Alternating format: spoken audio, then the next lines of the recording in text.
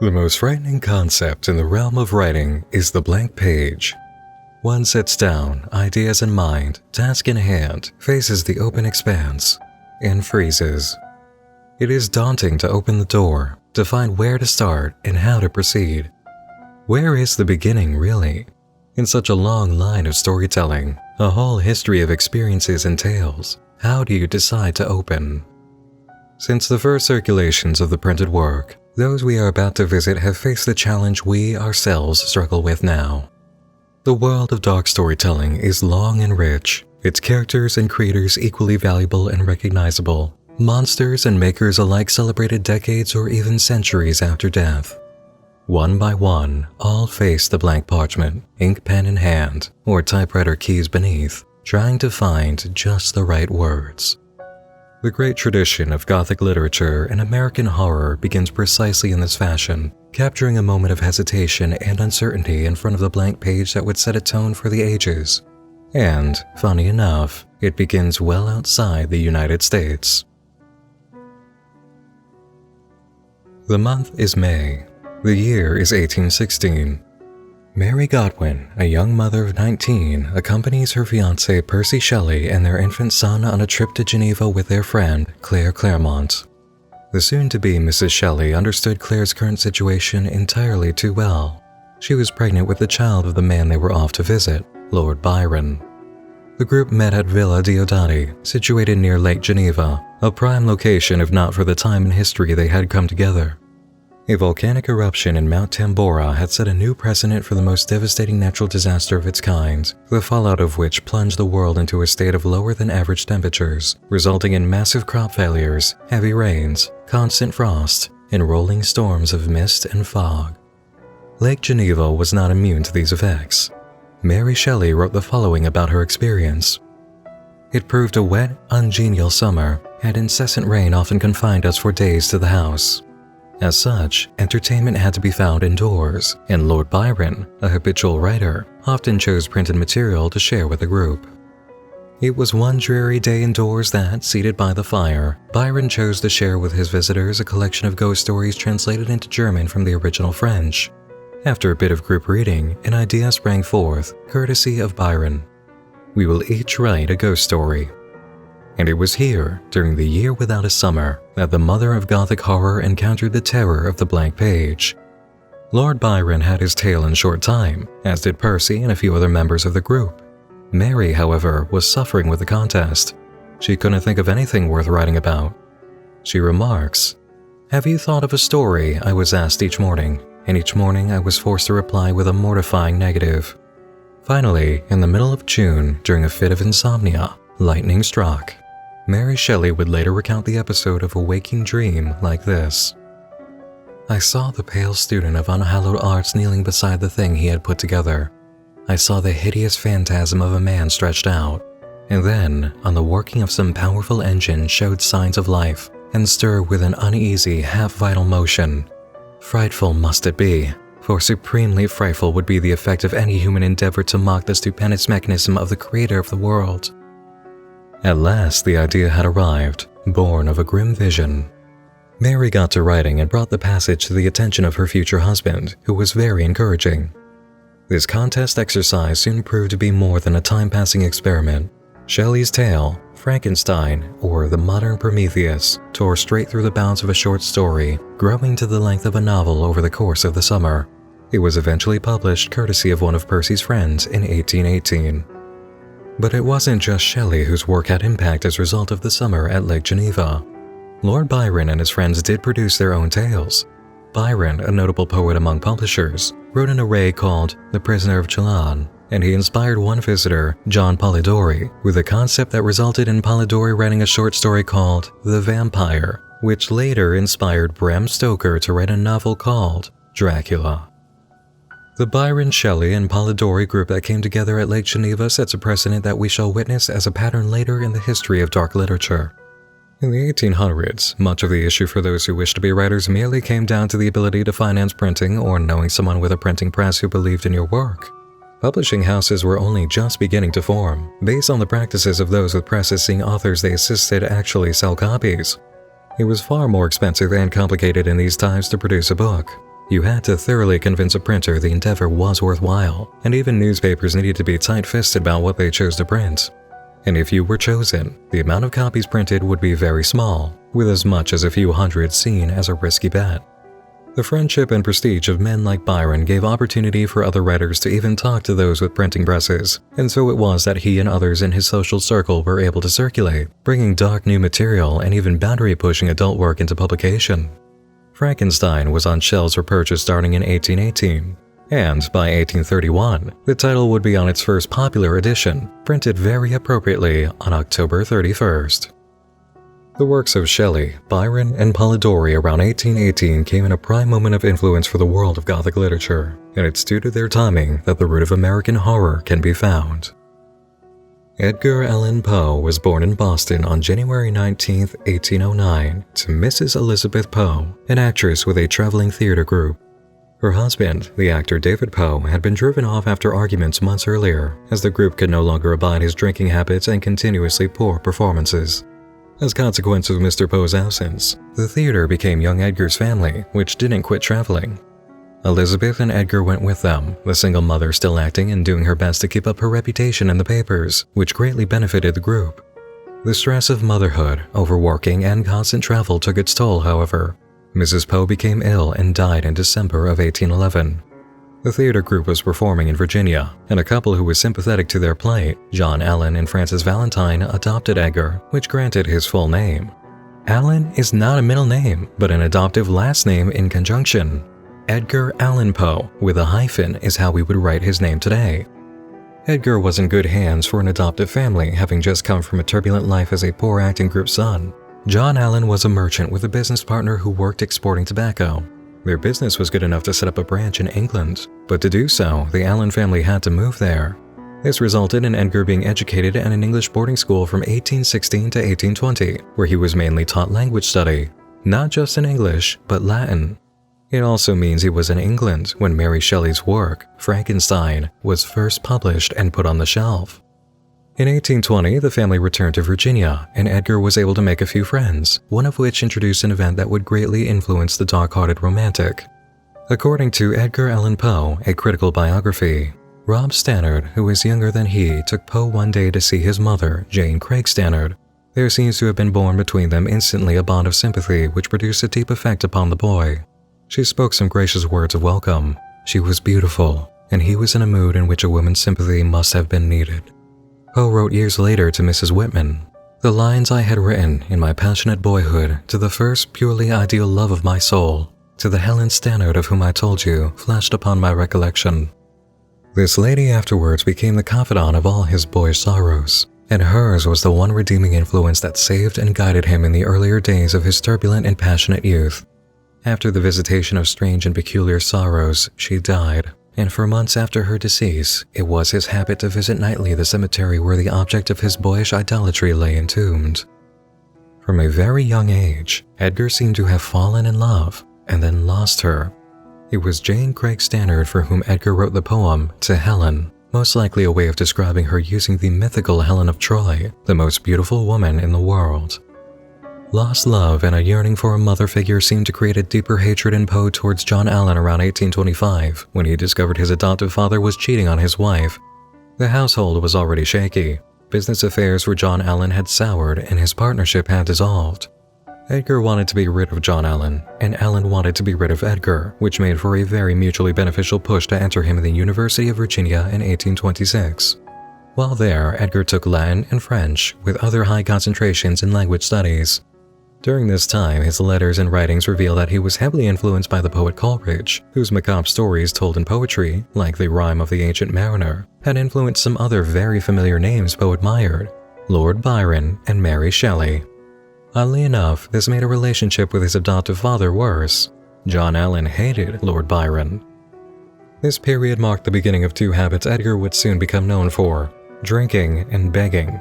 After many letters asking Allen to send him money at school, reports came back to John Allen that Poe had racked up debts among other students by way of gambling. Some very angry letters were exchanged between the two, with Allen condemning Poe for his behavior and Poe replying that he wasn't a drunk, but he was a gambler, and the reason for gambling was a desperate attempt at making the money he needed to survive college, because John Allen had sent him with barely enough to pay for materials, let alone eat. Studies of bills from the time do show that Allen really had tried to throw Poe away using the bare requirements of payment at the University of Virginia. He had not equipped his adopted son with enough money to flourish, just enough to enter. A truly awful move considering John had just received a massive inheritance from the death of an uncle. Allen pulled him out of school after only 8 months of university, but it had been enough time for Edgar to write some poetry. He packed up his belongings and ran off to Boston, where he seemed to have tried following in his parents' footsteps by doing a bit of acting, but ultimately enlisted in the army under a false name, Edgar A. Perry. During this time, 1827, Edgar succeeded in getting a very slim volume of poetry published, entitled Tamerlane. It went largely unnoticed but did manage to get mentioned in 2 literary magazines and a poetry anthology. Any happiness brought to him by this success and following the tradition of Byron and Coleridge was dismissed by the sudden death of his adoptive mother. He was embittered as well as depressed, having spent 2 months sending letters to John Allen confessing where he was, what he had done, and begging to come home, sick of army life. Had John Allen responded sooner, Edgar could have seen Frances Allen before her death. This marked the 3rd mother figure in Poe's life he had loved and lost, and he was only 20 years old. John Allen refused to do anything for Poe without a plan for his immediate future. As such, Edgar relented to the idea of attending the military-associated academy, West Point. He was discharged with honor from the Army and moved to Baltimore to stay with his aunt until the West Point application could be approved. It was during this time he reconnected with a friend from the University of Virginia, William Wirt. According to the Poe biography, he had been offered the presidency and professorship of law at the University of Virginia during the year of Poe's residence there. Wirt had just returned to Baltimore after his distinguished career as Attorney General of the United States, but it was probably his fame as the biographer of Patrick Henry that led Poe to confide his own literary aspirations to the older man. William Wirt read all of Edgar's latest poem, Al-Araf, and advised Poe to consult Robert Walsh, the editor of the American Quarterly Review, and Judge Joseph Hopkinson, who were leaders of literary opinion in Philadelphia. Again, we see something crucial in the field of dark literature first noticed from the Byron Party, the sharing of work with a social circle and the support of others within that circle for its potential outreach. Feedback from American Quarterly Review fed Poe's efforts, and he took the manuscript to a prominent publisher in Philadelphia, Carey, Lee & Carey. Mr. Lee read the manuscript and informed Poe they would publish it, as long as they were safeguarded against any loss as a business, which was the polite way of saying they would print it if Poe himself paid them. This resulted in Poe picking up the practice he began at the University of Virginia, sending letters to John Allen expressing that he desperately needed some money. Here's part of his letter from May 29, 1829. I am aware of the difficulty of getting a poem published in this country. Mr. Wirt and Mr. Walsh have advised me of that, but the difficulty should be no object with a proper aim in view. If Messrs. Carey, Lee & Carey should decline publishing, as I have no reason to think they will not, they having invariably declined it with all our American poets, that is, upon their own risk, the request I have to make is this, that you will give me a letter to Messrs. Carey, Lee & Carey saying that if in publishing the poem Al-Araf they shall incur any loss, you will make it good to them. This is when Poe made his pitch, explaining that he needed about $100 in 1829 money. As you might imagine, Allen did not help him. Despite the setback, Poe eventually found someone to print his new poetry collection. Hatch & Dunning of this city, upon terms advantageous to me, they printing it and giving me 250 copies of the book. This deal may have only arrived due to the friendships Poe had, including a guaranteed review and public notice by his friend John Neal in the Yankee and Boston Literary Gazette. Al-Araf, Tamerlane, and Minor Poems was published in December of 1829, consisting of 72 pages. It did indeed get reviews, including a mention in Ladies Magazine. John Hewitt, editor for the weekly Baltimore paper Minerva, gave it a scalping, however. Just after this, Poe was accepted to West Point, where he excelled in French, and, according to some of his peers, drinking. History quickly repeats itself. In January of 1831, Poe sends letters to Allen accusing him of again sending him to school with barely any money to live, and with no support from Allen in his endeavors despite Allen's apparent wishes for Poe to better himself, he vows to altogether abandon West Point and disappear. He made good on that promise, too, dropping out of classes and being dismissed under gross neglect of duty and disobedience of orders. Poe headed to Baltimore to live with his Aunt Clem and cousin Virginia. His older brother William Henry is also there, who had been placed with a more stable home than the theater group prior to Edgar's birth. After so much turmoil and strife going to school, trying the military, and battling both of those traditional calls to adult life with publishing efforts, Poe finally found his mark in Maryland. In June of 1831, the Philadelphia Saturday Courier announced a contest for the best short story, with a prize of $100. Edgar submitted 5 tales he had written as part of a collection idea, and although he didn't win, he did see them all published in the Courier during 1832. This was a happy period Poe desperately needed following the latest tragedy after moving into Aunt Clem's, the death of his older brother by alcoholism, just months after getting to know him. The immediate acceptance of all Poe's submissions by the Courier emboldened him. He submitted to another paper, the Saturday Visitor, and they wrote this in a following issue. Mr. Edgar A. Poe has favored us with the perusal of some manuscript tales written by him, and not only have all tales been read, they exhibit originality, richness of imagery, and purity of the style. Few American authors, in our opinion, have produced anything superior. With Mr. Poe's permission, we may hereafter lay 1 or 2 of the tales before our readers. That paper ran a contest the following year, $50 for the best tale and $25 for the best poem. Poe submitted a new poem, The Colosseum, and 6 stories from his collection idea, Tales of the Folio Club. For the first time, Poe won a contest with his story, Manuscript Found in a Bottle. He was also secretly told by the judges that he was going to win for the poem category too, but they knew as a paper they couldn't give him both, so they granted him the one with the bigger cash prize. And as it turns out, the poem ended up getting published in the issue following the prize winners anyway. Winning this contest granted Edgar the best prize of all, the friendship of one of its judges, John P. Kennedy, a very respected man in Baltimore who was also the author of a published novel. The benefit of this is immediately apparent in a letter written by Kennedy to different friends. It is many years ago, I think perhaps as early as 1833 or 34, that I found him in Baltimore in a state of starvation. I gave him clothing, free access to my table, and the use of a horse for exercise whenever he chose. In fact, brought him up from the very verge of despair. I then got him employment with Mr. White in one department of the editorship of the Southern literary newspaper at Richmond. His talents made that periodical quite brilliant while he was connected with it.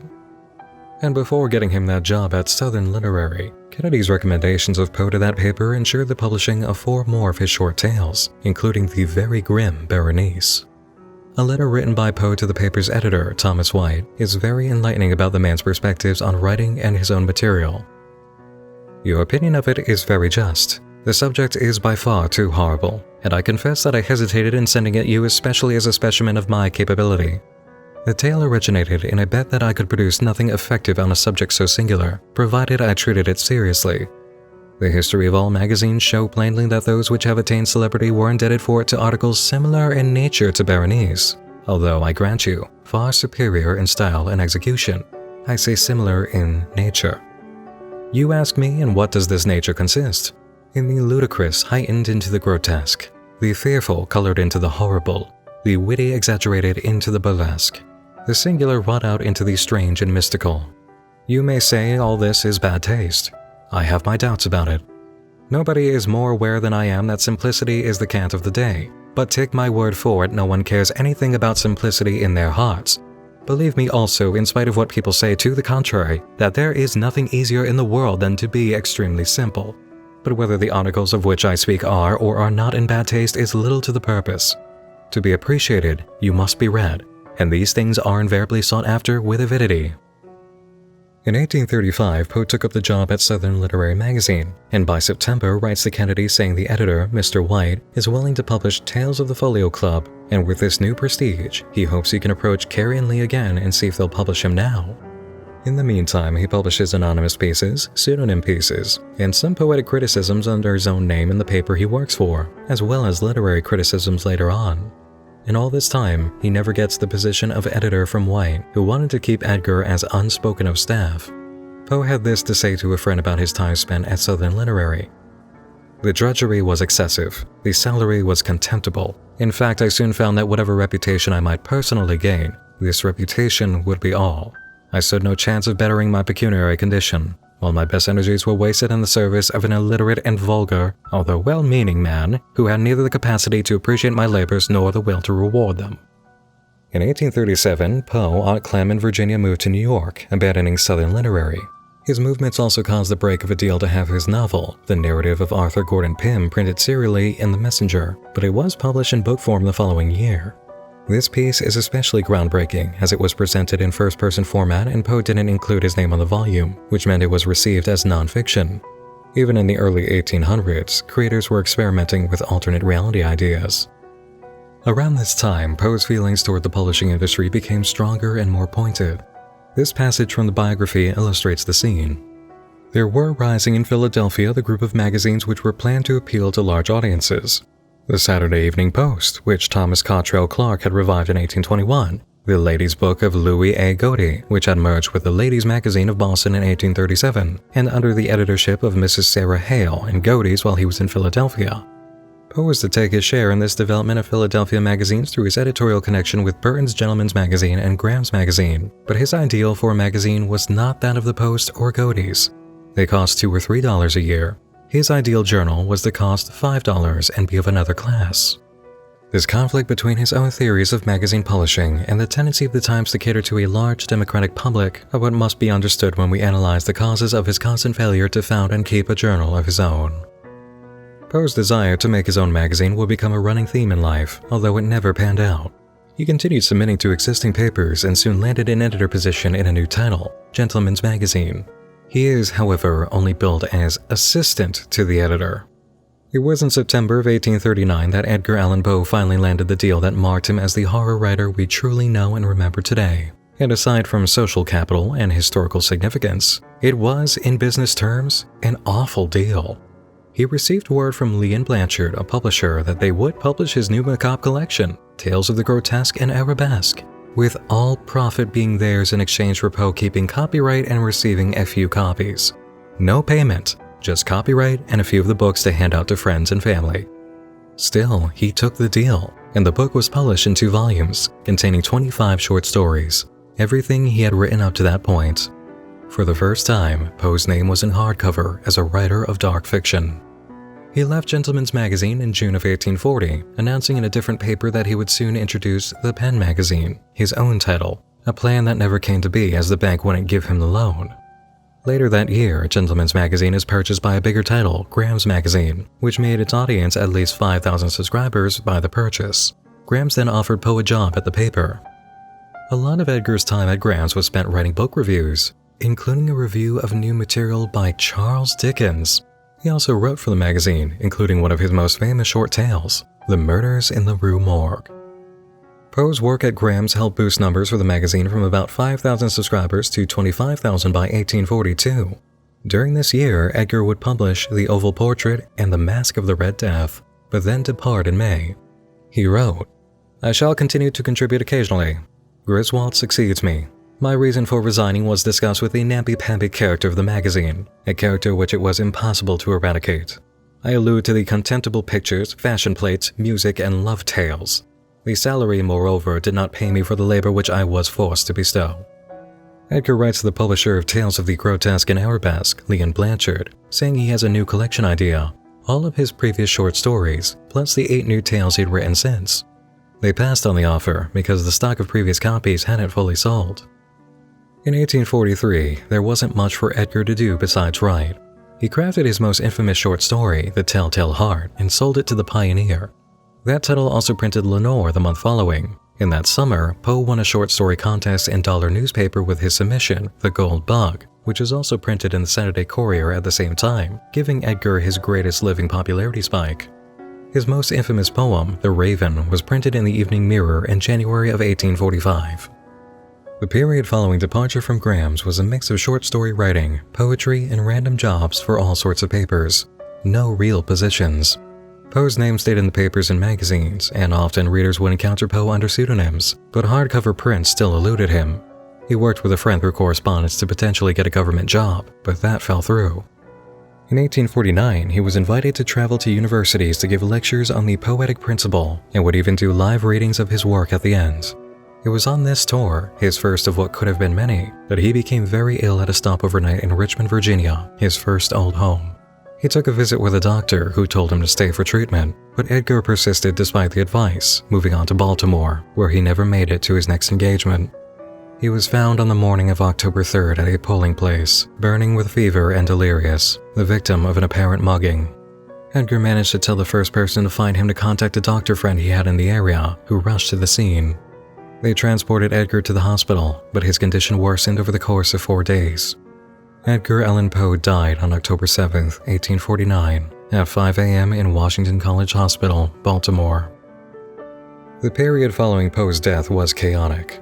He made the mistake of trusting a miserable, two-faced man named Griswold to be the literary executor of his estate. Griswold had been an editor in the poetry circle for a major anthology, and the relationship between he and Poe had taken turns between saying very positive and very negative things about each other for years. Griswold, as literary executor, collected Poe's work into a volume for publishing, and used the introduction as his chance to commit the ultimate character assassination. It was, in truth, an all-out campaign, as Griswold contacted enemies of Poe to back up his words with their own in memoriam pieces. Poe's friends, family, and peers immediately fired back. They would not allow a dead man's name to be dragged so heinously through the mud. A war waged for a short period between the two parties, and part of the effort on Poe's behalf included making sure his work stayed alive through publishing and circulation. It was indeed the love of his supporters and those who actually knew Edgar Allan Poe that made sure he became the figure he is now. From the area of Baltimore in year of 1849, we move northeast to the smallest territory in New England and jump forward to the year 1890. On August 20th at 9 a.m. at 454 Angel Street in Providence, Rhode Island, Howard Phillips Lovecraft was born, the son of Winfield Scott Lovecraft and Sarah Susan Phillips. Following his birth, Howard and his parents lived in the area of Dorchester, Mass., where they were developing a home on a plot of land in Auburndale. Sarah was the daughter of the great Phillips family, wealthy and influential enough to be part of Providence's aristocracy. Winfield Lovecraft was a pure Englishman and traveling salesman. Around the very same age Edgar Allan Poe lost his mother, Howard Lovecraft's father came down with a psychotic episode while on business in Chicago.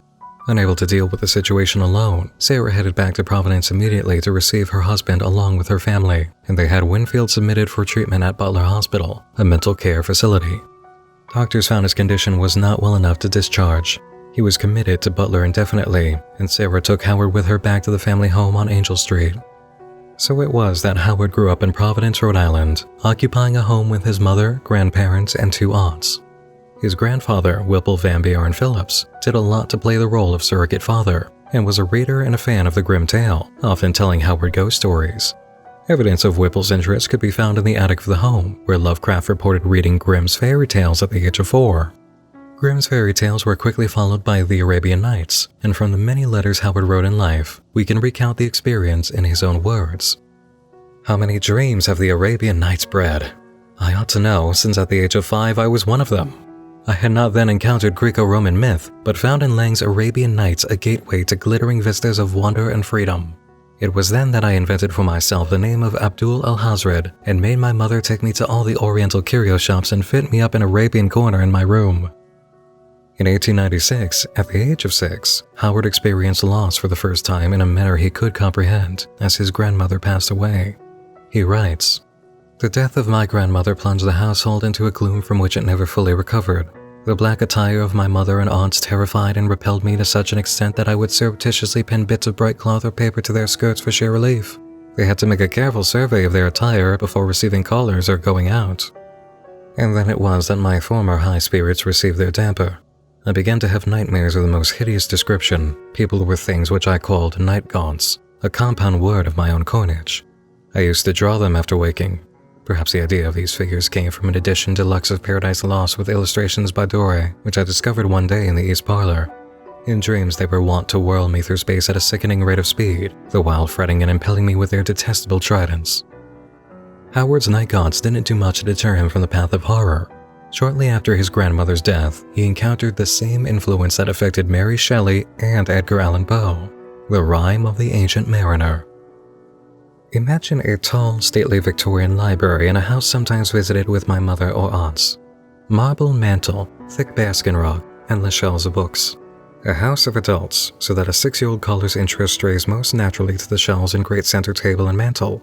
Fancy then the discovery of a great atlas-sized gift book leaning against the mantel and having on the cover gilt letters reading, with illustrations by Gustave Doré. The title didn't matter, for didn't I know the dark, supernal magic of the Doré pictures and Al Dante and Milton at home? I opened the book, and behold a hellish picture of a corpse ship with ragged sails under a waning moon. I turn a page. God. A spectral, half-transparent ship on whose deck a corpse and a skeleton play at dice. By this time, I am flat on the bearskin rug and ready to thumb through the whole book, of which I'd never heard before. A sea full of rotting serpents, and death fires dancing in the black air. Troops of angels and demons, crazed, dying, distorted forms, dead men rising in their putrescence and lifelessly manning the dank rigging of a fate-doomed bark. Horror had taken root, and it was the same seed of Gothic lineage we've seen generate the likes of Frankenstein and the Raven. Howard was hooked on reading and went on to read Hawthorne's wonder book, Tanglewood Tales, The Age of Fable, Ovid's Metamorphosis, Pope's Odyssey, Bulfinch's Mythology, and the Harper's Half-Hour series. These later pieces influenced 6-year-old Howard to write The Young Folks' Ulysses, a boiled-down version of Homer's Odyssey so other children could read and understand it. And if this sounds ambitious, the cover editions are a marvel, as Lovecraft wrote a catalog for other titles he wanted to make as well as prices. Mythology for the Young, 25 cents. Ulysses for Young Folks in Verse, 5 cents. An old Egyptian myth prepared specially for small children, 5 cents. It included a final PS statement. The later works may be much better than this because the author will have more practice. When he was 7, Howard tried his hand at fiction, writing a tale called The Noble Eavesdropper, about a boy who overheard some horrible conclave of subterranean beings in a cave. Shortly after, a remarkable event occurred that would only encourage his writing. Then I struck Edgar Allan Poe. It was my downfall, and at the age of 8 I saw the blue firmament of Argos and Sicily darkened by the miasmal exhalations of the tomb. It's unknown which collection of Poe's work Howard found, since so many had been created following Edgar's death, but his fate was sealed. He would talk about Poe as an influence and titan of the weird tale for the rest of his life. The influence on him was immediate, prompting 2 new short stories, The Mysterious Ship and The Secret of the Grave. At this age, Howard's father died in Butler Hospital of what later was discovered to be syphilis, a disease that, in advanced stages, causes atrophy of the brain and produces symptoms very much like those afflicted by madness in Howard's later work. He maintained throughout life that his father had been submitted to Butler after falling into a coma state and staying that way, which is what his mother told him, and he never visited, leading many to suspect he never learned the truth about his father. In light of the discovery of Winfield's condition, however, it is very difficult not to suspect that Howard was informed and that information reflected in his storytelling. Great lengths had been taken to excise the idea of Howard's father from his life, making the event of his death much less impactful than his grandmother's. He took up an obsession with chemistry at this time, and then astronomy, which prompts him to try writing his very own serial magazine, The Scientific Gazette, at age 9. At age 11, he began poetry, much in the vein of his predecessors and heroes, and continued his love affair with the stars, receiving a new book on astronomy and a telescope from his family. He then went all in on a weekly pursuit, Rhode Island Journal of Astronomy, beginning August 2, 1903. Howard was even granted the opportunity in November to visit the Ladd Observatory, operated by Brown University, which he wrote about for his journal. Childhood hadn't been kind to Howard in terms of friendship, but it seems his love of reading did benefit him in the early teens. He attended Slater Ave School in 1903 and wrote this reflection. As to Sherlock Holmes, I used to be infatuated with him. I read every Sherlock Holmes story published, and even organized a detective agency when I was 13, arrogating to myself the proud pseudonym of S.H. This PDA, Providence Detective Agency, whose members ranged between 9 and 14 in years, was a most wonderful thing. How many murders and robberies we unraveled. Our headquarters were in a deserted house just out of the thickly settled area, and there we enacted and solved many a gruesome tragedy. I still remember my labors in producing artificial bloodstains on the floor. At age 14, 2 events of note occur.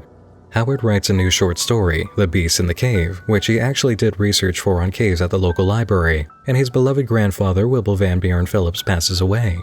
He writes, his death brought financial disaster besides its more serious grief. With his passing, the rest of the board lost their initiative and courage. The corporation was unwisely dissolved at a time when my grandfather would have persevered, with the result that others reaped the wealth which should have gone to its stockholders. My mother and I were forced to vacate the beautiful estate at 454 Angel Street and to enter the less spacious abode at 598, 3 squares eastward. The financial health of H.P. Lovecraft's life can very much be described as a high flat line at the very top, with an immediate downward plunge that never truly picks up, and it all can be attributed to this very moment. At 454 Angel Street, the house had been big enough to accommodate 6 people comfortably. They had 4 servants, a stable with 3 horses, and a coachman to take care of the horses. With Whipple Van Buren's death, they had no ability to hold that property, lifestyle, or security, and there was no longer a man in the family picture for Howard or his mother. His aunts had already moved, having acquired partners. When Whipple died, everything went with it, leaving a small inheritance they would need to survive on for as long as possible. For the rest of his teen years, Howard tried to persevere with his interests, writing short stories, working on his serial journals, and studying astronomy and chemistry. At the end of high school, he suffered a nervous breakdown and would later write that the discovery of this nervous condition is what prevented him from attending Brown University, where he felt he rightly should have gone. What brought about this condition? His reflection on high school seems to explain it.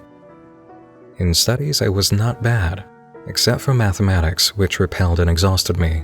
I passed in these subjects, but just about that. Or rather, it was algebra which formed the bugbear. Geometry was not so bad. But the whole thing disappointed me bitterly, for I was then intending to pursue astronomy as a career, and of course advanced astronomy is simply a mass of mathematics. That was the first major setback I ever received, the first time I was ever brought up short against a consciousness of my own limitations. It was clear to me that I hadn't brains enough to be an astronomer, and that was a pill I couldn't swallow with equanimity. Of my non-university education, I never ceased to be ashamed, but I know, at least, that I could not have done differently. I busied myself at home with chemistry, literature, and the like. I shunned all human society, deeming myself too much of a failure in life to be seen socially by those who had known me in youth, and had foolishly expected such great things of me. As Howard wrote, he had busied himself with what studies he could and continued reading, which now included literary magazines and papers in his rotation. One of the biggest magazines around in 1914 was The All Story, which Howard wrote to, praising its long-standing position of being a publisher of quality fiction. The editor so loved what he wrote that they published it in a future issue. This must have sparked something in him as he increased the frequency at which he wrote to magazines he enjoyed reading. This led to one of the most important and frankly hilarious events in the history of Gothic literature's inciting incidents. At the time, there was another big magazine called The Argosy, which catered to all sorts of stories, but around the age of 24, Howard noticed The Argosy was leaning pretty heavily on modern bodice ripper romances by a writer named Fred Jackson, whose work was beginning to monopolize not only The Argosy, but other titles. One day, Howard witnessed an illiterate man's hatred for Fred Jackson printed in the letters to the editor section, called the logbook. Lovecraft agreed with the sentiment entirely, but must have thought, if this buffoon could get in here saying that, then it's time for someone who can actually write to express it. Lovecraft penned a letter that put all of the previous man's points and his own into a sharpened quality takedown of Jackson's lowest common denominator romance stories. He submitted, got into the logbook, and then patiently waited for the next issue. With one commentary letter, H.P. Lovecraft had started a war. Fred Jackson fans and fellow detractors who agreed with Howard came out in droves, leading to an issue-by-issue serial drama of the Jacksonites versus the Lovecraftians. Attacks and defenses on Jackson and his work became attacks and defenses on letter writers. Argument paragraphs became slam poetry showdowns. And no, that's not a joke. Howard and some of his peers ended up writing poetry and limericks as responses and then received rebuttals in kind. And this went on until October. The fighting got so bad that it monopolized the logbook, prompting the editor to write personal letters to Lovecraft and his main rival to call it quits so they could end the Jackson War. Both of them agreed, and they received a special column of the logbook in the next issue burying the hatchet. During this time period, and for a short time after, Jackson content was lowered significantly. Lovecraft and his rival both received correspondence after this from another surprise sender, Edward Dawes, the official editor of the United Amateur Press Association, who was so impressed with the two combatants that he personally invited them to join the organization. Howard officially enrolled on April 6, 1914, beginning a phase of life that would usher in every future event that created his legacy. And it's all because Howard Phillips Lovecraft started a flame war in the comments section of the 1914 equivalent to a YouTube video. This phase of Howard's life not only illustrates his growth in becoming a writer that carried Edgar Allan Poe's torch, but highlights the growth of an entire writing movement that influenced where we are now.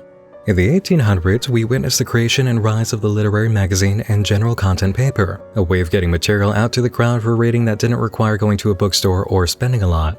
The addition of writers of fiction and poets to printed works like these, as well as contests for more material like it, influenced artists in all neighborhoods who could receive papers.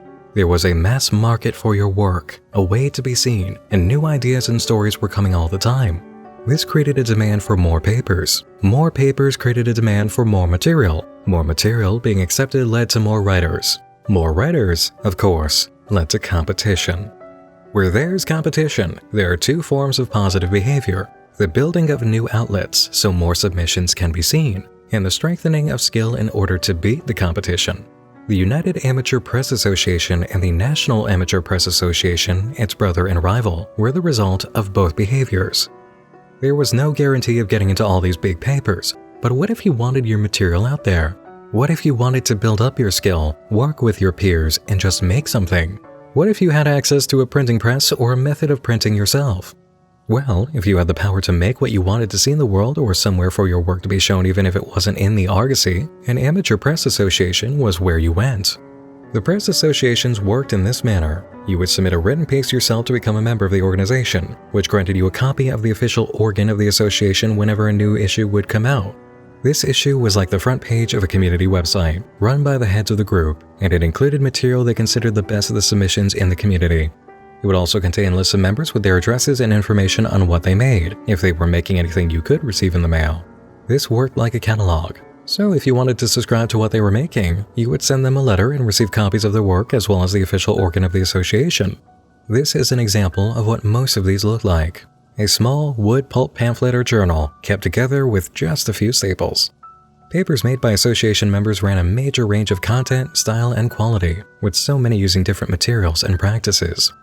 Amateur press associations also granted writers the ability to form something crucial we've now witnessed twice as part of the artist vein: social circles. Members of the organization would write to each other all the time, keeping the postal service and paper industry quite busy. An amateur press association truly was the internet community website of its day. It was a special interest with member sign-ups, member-to-member communication, exchanging of work, a group of moderators with special roles and departments, and yes, arrangements for meetups. There would be an annual convention for each association that included voting for who would take over roles. It's easy to see just how beneficial this was for the horror field and anybody who wanted to make new material. In this realm, anything goes. If you want to make it, do it. If you want to receive it, subscribe to it. If you want to talk to the mind behind it, send them a letter. And if you want to be seen and have your work out there in some way, you can. For a man struggling with connections and purpose as much as Howard Lovecraft at age 24, this was a miracle. To say the United Amateur Press Association changed his life would be an understatement. One might be able to say it very well saved his life. Here is a quote from Howard written when he was 31. "Amateur journalism has provided me with the very world in which I live. Of a nervous and reserved temperament and cursed with an aspiration which far exceeds my endowments, I am a typical misfit in the larger world of endeavor, and singularly unable to derive enjoyment from ordinary miscellaneous activities. In 1914, when the kindly hand of amateurdom was first extended to me, I was as close to the state of vegetation as any animal well can be. With the advent of the United, I obtained a renewed will to live, a renewed sense of existence as other than a superfluous weight, and found a sphere in which I could feel that my efforts were not wholly futile. For the first time, I could imagine that my clumsy gropings after art were a little more than faint cries in the unlistening void." Lovecraft went on to hold several positions in the official body of the UAPA, including president, on top of maintaining his own paper for a while. He wrote endlessly: articles, essays, poetry, reviews. He came into the group and saw massive potential for anyone who wanted to become a known writer, and how the UAPA could be the proving grounds for practice, quality, the honing of skill, and the love for art. Here's what he had to say. "The normal goal of the amateur writer is the outside world of letters, and the United should certainly be able to provide improved facilities for the progress of its members into the professional field. Our amateurs write purely for love of their art, without the stultifying influence of commercialism. Many of them are prominent professional authors in the outside world, but their professionalism never creeps into their association work. The atmosphere is wholly fraternal, and courtesy takes the place of currency. The United now aims at the development of its adherents in the direction of purely artistic literary perception and expression. to be affected by the encouragement of writing, the giving of constructive criticism, and the cultivation of correspondence friendships among scholars and aspirants capable of stimulating and aiding one another's efforts. It aims at the revival of the uncommercial spirit, the real creative thought which modern conditions have done their worst to suppress and eradicate. It seeks to banish mediocrity as a goal and standard, to place before its members the classical and the universal, and to draw their minds from the commonplace to the beautiful. The United aims to assist those whom other forms of literary influence cannot reach, the non-university man, the dwellers in different places, the recluse, the invalid, the very young, the elderly. All these are included within our scope, and besides our novices stand persons of mature cultivation and experience, ready to assist for the sheer joy of assisting. In no other society does wealth or previous learning count for so little. It is a university, stripped of every artificiality and conventionality, and thrown open to all without distinction. Here may every man shine according to his genius, and here may the small as well as the great writer know the bliss of appreciation and the glory of recognized achievement. The importance of people knowing about the existence of amateur press associations was so great to Howard that he proposed a high school and university outreach program. He formed letter-writing friendships with young people who wrote to him, encouraging their efforts and interests, recognizing that it was exactly what he needed when he was their age. He fought for the end of laziness in writing, and especially the eradication of attempts to gain prominence in the organization for popularity's sake, as he saw a lot of supposed writers who weren't writing doing their best to just hold positions in the community. And altogether, he pushed for originality and doing the absolute best you can. There would be no Fred Jacksons in his association. And this is, of course, where Lovecraft came to be the man we know today. What Baltimore was for Poe, the UAPA was for Lovecraft. He made a friend, W. Paul Cook, who urged Howard at the age of 26 to finally turn over some of his fiction. All he or anyone had ever seen was Howard's poetry and critical writing. Lovecraft sent him a copy of the story he wrote when he was 18, The Alchemist, and was immediately told he needed to write more often, and that The Alchemist ought to be published. Howard was quite bashful in his introduction to the piece when it finally turned up in the United Amateur, the main body of the association, but he had no reason to be, as it was well received. He began writing again, with the first piece being Dagon, written at 27. W. Paul Cook took it to be printed in his amateur press subscription, The Vagrant. It came with this introduction. In Dagon, in this issue of The Vagrant, Mr. Lovecraft steps into his own as a writer of fiction. In reading this story, 2 or 3 names of short story writers are immediately called to mind. First of all, of course, Poe. And Mr. Lovecraft, I believe, would be the first to acknowledge his allegiance to our American master. Second, Maupassant, and I am quite sure that Mr. Lovecraft would deny any kinship with the great Frenchman. Mr. Lovecraft with Dagon is not through as a contributor of fiction to the amateur press. He will never be as voluminous a fiction writer as a poet, but we may confidently expect to see him advance even beyond the high mark he has set in Dagon.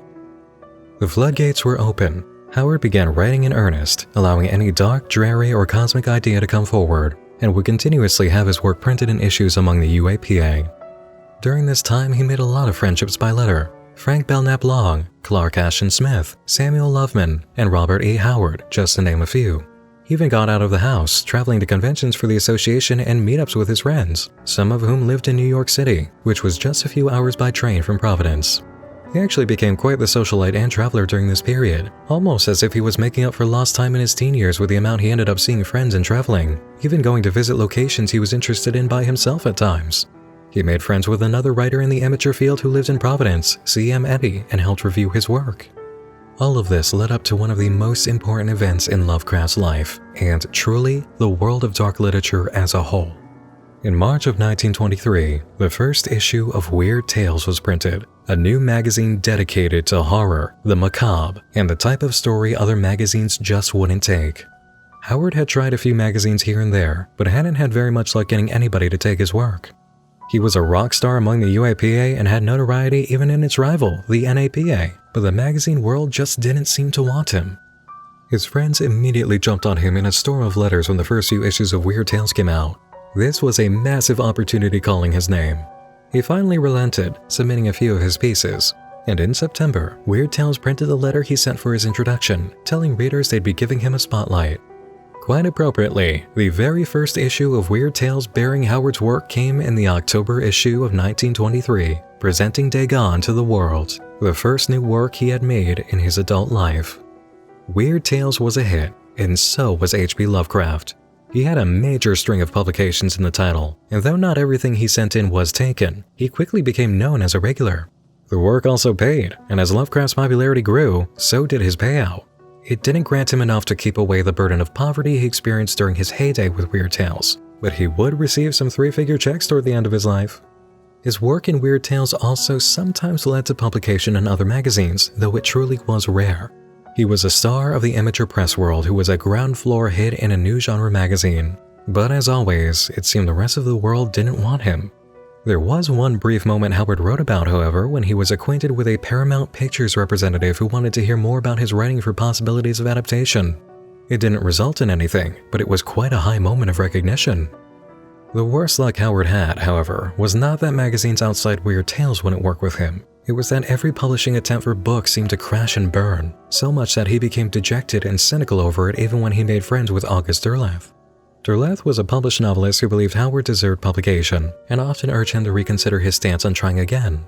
Howard's final say on the matter to everybody who told him to publish was that if they wanted to give it a go by showing off his work, then they could do it, but he wasn't getting his heart set on it anymore. Like his idol Edgar Allan Poe, Lovecraft's life was cut short well before he had a chance to see a major rise to prominence. In 1937, Howard developed severe stomach pains that confined him to bed. Doctors were called too late to help aside from doing what they could to alleviate his suffering. It has been determined that what Howard came down with was intestinal cancer. He was found dead on the morning of March 15, 1937. News traveled fast among his peers, as one of Howard's aunts was still alive to take care of him in his final days and knew who to write.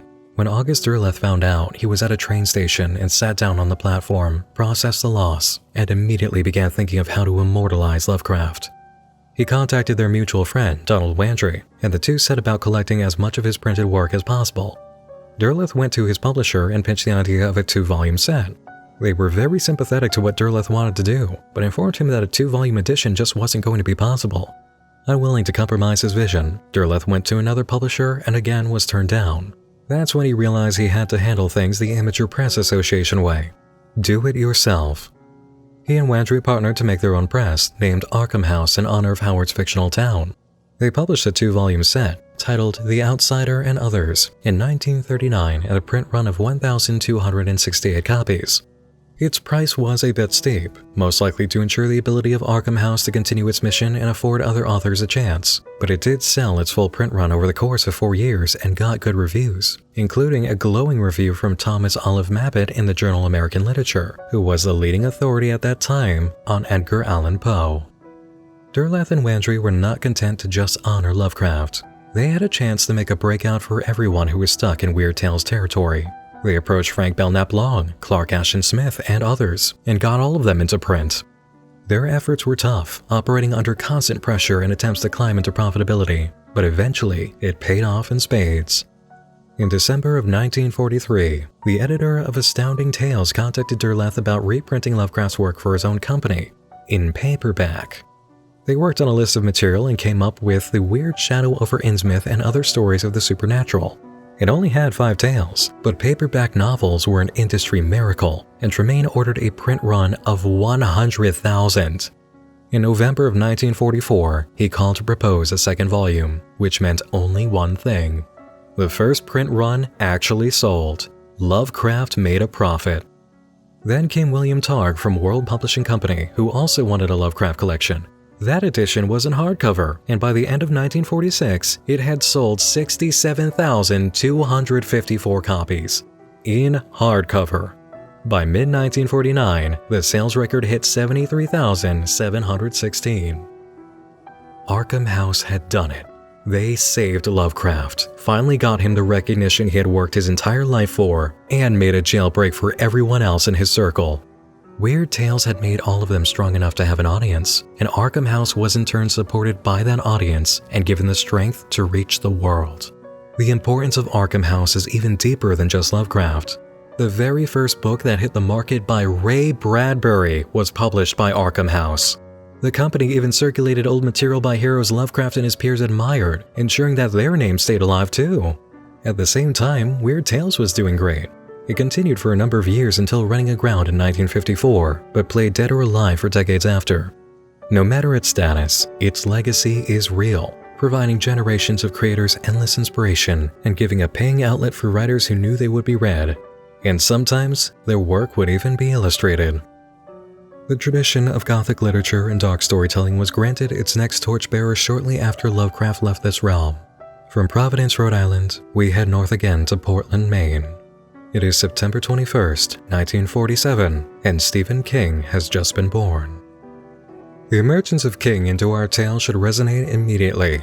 He is our living torchbearer and has produced more adapted works and sold more books than any of his inspirations. It, The Shining, Pet Sematary, Salem's Lot, Carrie, and that's just the smallest sample. But before all of that, he was a child, a reader with dreams to be a writer, and thanks to his reflective non-fiction book on the field of horror, Danse Macabre, we have key moments of development in his own words, picking up where we just left off. As with the movies, the golden age of weird fiction had passed in the 30s, when Weird Tales was at the peak of its influence and quality, not to mention its circulation, publishing the fiction of Clark Ashton Smith, the young Robert Bloch, Dr. David H. Keller, and of course the 20th century horror story's dark and baroque prince, H.P. Lovecraft. I will not offend those who have followed weird fiction over a span of 50 years by suggesting that horror disappeared in the 1940s. Indeed, it did not.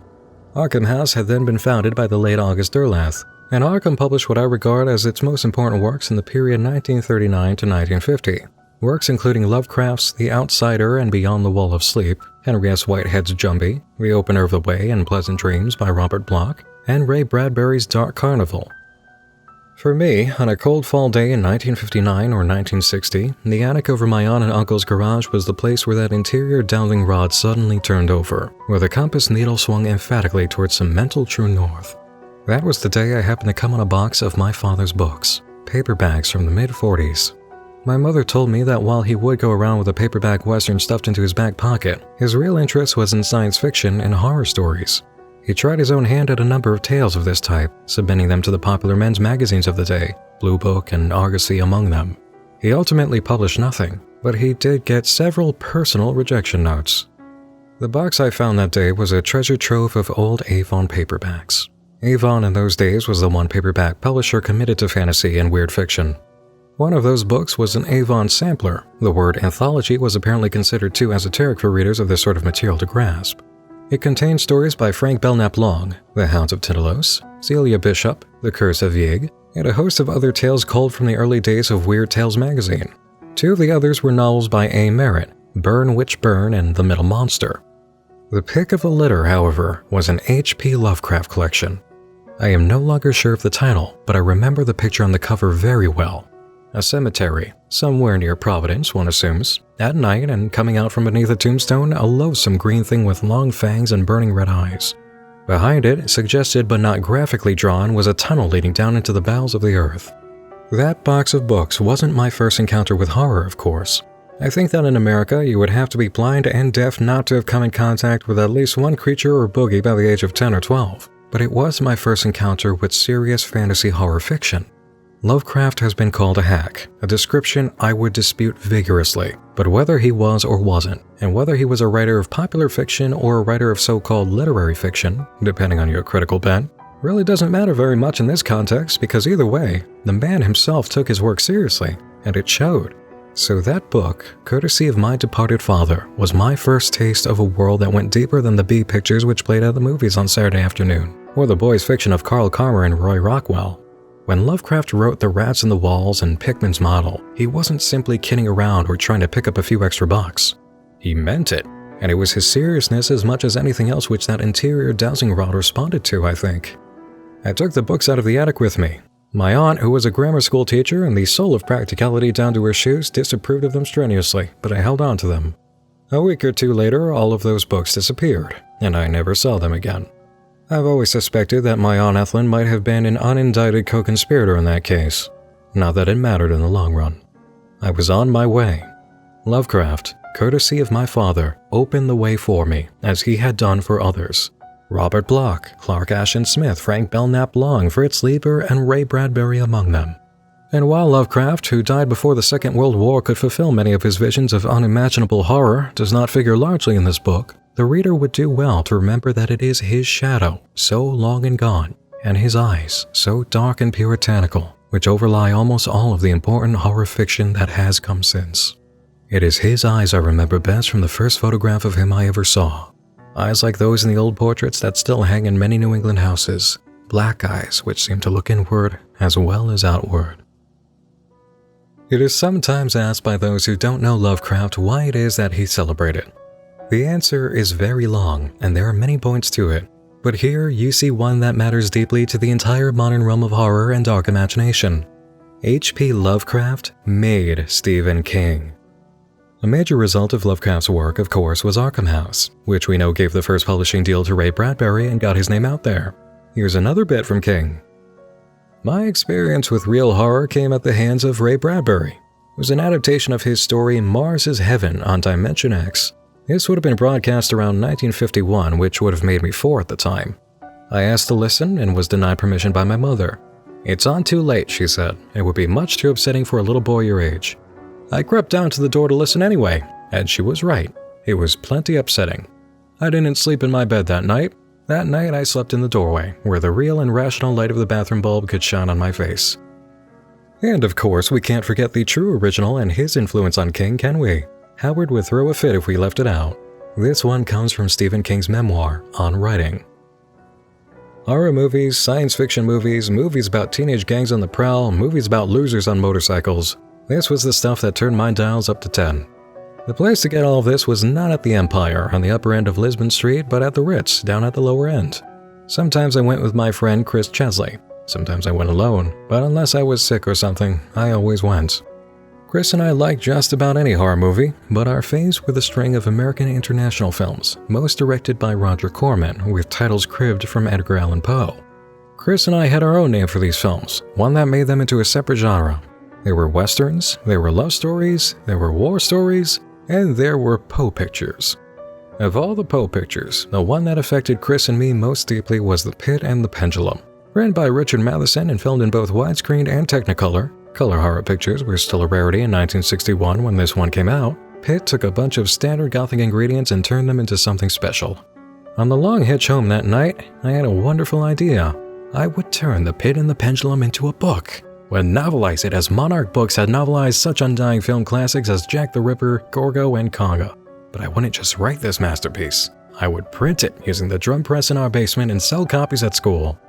I turned out my novel version of The Pit and the Pendulum in 2 days, composing directly onto the stencils from which I'd print. Although no copies of that particular masterpiece survive, I believe it was 8 pages long, each page single-spaced and paragraph breaks kept to an absolute minimum. I printed sheets on both sides, just as in a standard book, and added a title page on which I drew a rudimentary pendulum dripping small black blotches which I hoped would look like blood. I ran off about 40 copies of The Pit and the Pendulum, blissfully unaware that I was in violation of every plagiarism and copyright statute in the history of the world. Finally, we can find the influence of the only piece of the written word's big picture we're missing, which has quite a lot to do with pictures. As a kid, I cut my teeth on William B. Gaines' horror comics. Weird Science, Tales from the Crypt, Tales from the Vault, plus all the Gaines imitators. Those horror comics of the 50s still sum up for me the epitome of horror, that emotion of fear that underlies terror. One of the ways that Stephen King and his predecessors differ is that King did what others never could. He got into multiple non-literary magazines. Throughout his late teens and college years, King would submit to plenty of titles, anything that took short fiction in the vein of what he offered. That came with the territory of having to submit to a lot of gentlemen's magazines with titles like Dude, Cavalier, Adam, and Swank, as well as Hugh Hefner's legacy, but that's where King raised himself up as a writer on his way to submitting manuscripts. In the meantime, he found work at a laundromat during the summer and as a high school English teacher the rest of the year. Students have reminisced that the day he came in after finding out he sold his first novel, Carrie, he had a daisy in his shirt pocket. He finished the school year out too. Carrie was accepted in the spring of 1973 and published in 1974 by Doubleday. Next came Salem's Lot, The Shining, and a career that hasn't stopped since. King is still writing, still publishing, and more relevant than he's ever been. To attempt a fully exhaustive exploration of the realm of dark horror's writing tradition would be terrifying in itself. There are many branches to this tree, and more lines of lineage exist. The goal tonight was to attempt to find the main line, to trace the path from the big names and see if they entangled, and it was truly revealing. Not only were the inspirations found and those they inspired, the patterns and lessons of this field emerged. Thank you for visiting tonight for this special October endeavor, and I hope you enjoy an even more special Halloween treat along with it. Some members of our community have taken advantage of a recent upload of the original issues of Weird Tales and sorted them by date into a master list by year and issue. You can spend this October exploring one of the deepest roots of the horror genre and imagining what it must have been like to celebrate Halloween in Lovecraft's time and when Stephen King was a kid. The link is in the video description below. Please do tell me in the comments what you find inside. And in celebration of this year's theme and the enduring legacy of Weird Tales, I offer you the Wicked Roots Weird Tales cover. This is a design available right now in my Teespring store for a variety of items, including a poster edition that's marked down to the only appropriate price, $10.31. I've already seen viewers picking up shirts of this design, and they look great. You can use the merchandise bar below the video or the link in the description. Lastly, be sure to visit the Nightmind office in the new Popbase app. It's free on iOS and Android, and I've got some exclusive content on it for you, including 2 videos, one of which is a 19-minute Wicked Roots special exploring the history of the horror host. You can download right now and check out my base to watch that, play games, take quizzes, look at photos with special commentary, and chat with me for a while. That's it for now, everyone. Thanks to you, and thanks to all my supporters on Patreon who made sure I had a prime supply of pumpkin spice coffee to fuel all my efforts this month. If you join Patreon, even for just $1 a month, you'll gain access to those videos on Popbase as well as supporting the channel and the work I do for it. No matter what you give, it's extremely helpful, and I'm incredibly grateful. Stick around to the end of this video to see all of these awesome creatures of the night. Thanks again for joining me in the dark again this lovely October evening. Once more, I'm Nick Nocturne, and I'll have another weird tale or two for you real soon. Enjoy your journey into the archives, and sleep tight.